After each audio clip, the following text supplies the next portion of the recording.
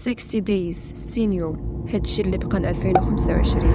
دخل البرد ولا فصل الشتاء، الفصل اللي ماشي غير كنبدلو فيه حوايجنا الثقال ديال البرد، ولكن كنبدلو فيه راسنا للاحسن وكنوليو افضل نسخه من راسنا. وفي هاد الوقيته من كل عام كيبان واحد المفهوم اللي هو the winter arc، واللي كيعني انك كتستغلي هاد فصل الشتاء والايام اللي بارده باش انك تطوري من راسك وتوصلي للاهداف ديالك. الوقيته اللي كتبدلي وكتطوري فيها من راسك قبل ما بدا العام الجديد، حيت ما كتبقايش معول على التحفيز ديال البدايه ديال العام، كتبقاي مستمره ومكمله بسبب الاراده ديالك. اللي كيتفرج في هاد الفيديو دابا سواء دري ولا بنت، بغيتك تشوف هاد الفيديو مره واحده وتبدا من اليوم. كتب شي حاجه في التعليق باش في 1/1/2025 تجي وتشوف راسك فين وصلتي، واش بصح التزمتي وطورتي من راسك ولو غير ب50%، وصافي بلا ما نطولوا.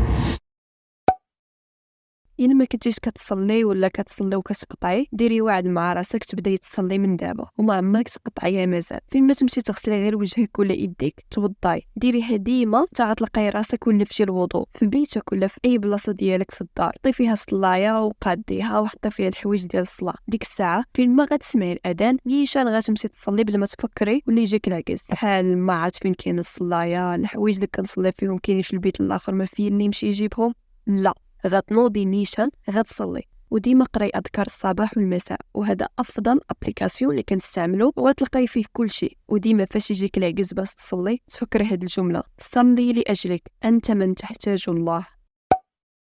اهم حاجه هي قادي النعاس ديالك باش تفيقي بكري وتكوني مزيان. كنتي كتنعسي معطله وديما كتسهري، حيدي هاد القضيه حيت ما مزياناش لك بالمره. في الاول غتجيك صعيبه انك تنعسي كل نهار مع التسعود باش انك تقدري تفيقي مع 6. trust the process. غتبقاي تنعسي في هاد الوقت حتى غتلقاي راسك ولفتي تنعسي مع التسعود وغتولي تفيقي قبل 6 بلا لاغم.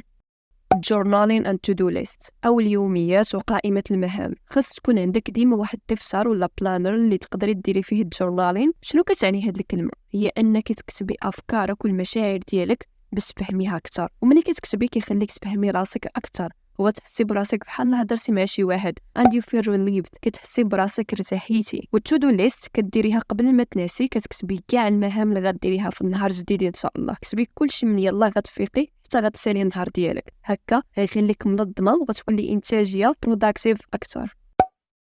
لكن انتي ما عمرك ترينيتي ولا خرجتي تمشي ولو غير ساعه في النهار، فراه خاصك تبدلي هذا الشيء. بداي تريني، دخلي لشي لاصال قريب لك، ولا كنتي باقا كتقراي وما عندكش فلوس ديال لاصال فغير من الدار تريني وديري شي بلاصه في الدار واللي تريني فيها كل نهار. وإلا حسيتي براسك عييتي بزاف وما قديتيش على الورك اوت ولا من بعد هاي انتنسيف ورك اوت، من الاحسن تبداي برياضه خفيفه بحال انك تخرجي تمشي برا ولا تجري في البحر. وإلا كنت عندك بكاله خرجي بها، وإلا ما كنتش عندك الوقت انك تمشي برا ولا تجري حيت انت كتقراي ولا خدامه، جربي انك ديري اندور ووركين، تمشي غير في الدار. وما تنسيش sweet now shine later. خدمي بقاعدة 80-20. 80% كلي ماكلة نقية وصحية، 20% أي حاجة. حاولي ديما تميكسي الماكلة ديالك بماكلة صحية بحال الخضرة، مثلا درتي بيتزا ديري فوق منها خضرة، وخلطي بطاطا حلوة مع بطاطا عادية. والفطور كلي خبز كامل وجربي تخلطي ياغورت مع ميوزلي واللي هو حبوب الإفطار اللي فيه الجرانولا والشوفان وشوية ديال الديسير. وإلا بغيتي أفكار أكثر دخلي لبنترست ولا تيك توك. انفيستي في سكين كير، تهلاي في البشره ديالك وشعرك حتى هو. ديري مساج لوجهك يديها في النظافه الاساسيه، وانفيستي في الحوايج اللي كتلبسي. لوك جود فيل جود. بقاي في الخفاء، ماشي اي حاجه درتيها تلوحيها في ستوري ولا تبوستيها في السوشيال ميديا. تعلمي كيفاش تعيشي مع الاحساس بعدم الراحه، وتعلمي حوايج جداد بحال انك تقراي كتوبه، تعلمي شي لغه ولا تسمعي البودكاست، وتعلمي تاكلي الماكله ديالك في الثقيل بلا ما تفرجي في تليفونك. eliminate the roaster، واللي كتعني حيدي دوك الاشخاص من اللائحه. اي واحد كيما كان بحال toxic people، اي واحد كيأثر على السلام الداخلي ديالك حيديه، ولا ما غاديش تقدري تكملي في اللوك ان. طوري دائرتك وعرفي الناس اللي كتخالطيهم. اي صديقه ولا اي واحد كيهبط من المعنويات ديالك ولا كيزيد الدراما لحياتك فراه توكسيك وما عندك ما ديري بهم. one real friend is better than 5 clowns.